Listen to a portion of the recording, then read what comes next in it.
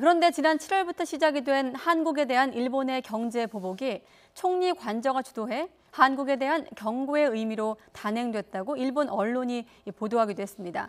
하지만 예상외로 한국의 반발이 거세져 양국 관계가 이제 회복 불능 상태까지 이르게 됐다고 진단했습니다.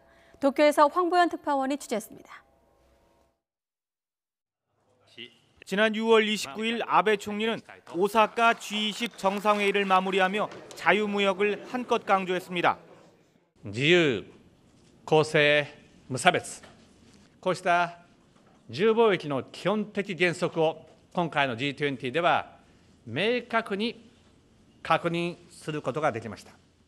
닷새 후인 7월 4일에는 국회의원 선거에 막이 올랐습니다. いよいよ参議院選挙スタートしました。 두 행사의 중간쯤인 7월 1일 일본 정부는 반도체 소재 세계 품목에 한국 수출을 규제하는 사실상의 무역 보복 조치를 단행했습니다.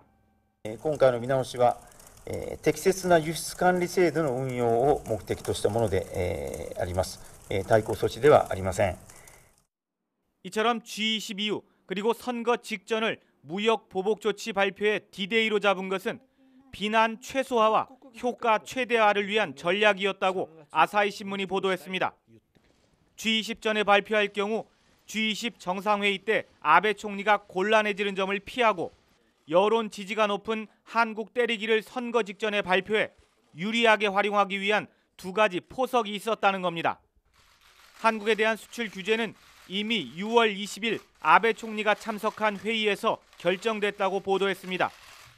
경제 산업성에서 신중론이 나왔지만 아베 정권 간부는 싸움은 첫 한 방이 중요하며 그러면 여론도 따라온다면서 보복 조치를 밀어붙였다고 전했습니다.